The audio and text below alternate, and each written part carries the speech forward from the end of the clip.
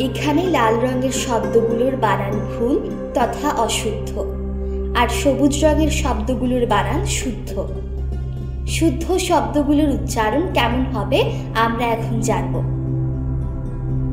এর উচ্চারণ হবে বিশেষ।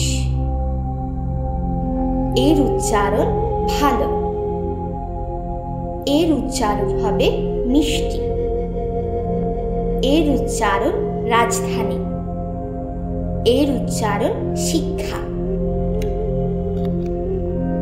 এর উচ্চারণ হবে সকাল। এর উচ্চারণ স্বাস্থ্য। এর উচ্চারণ হবে হঠাৎ। এর উচ্চারণ অভ্যস্ত। এর উচ্চারণ হবে আকর্ষণ।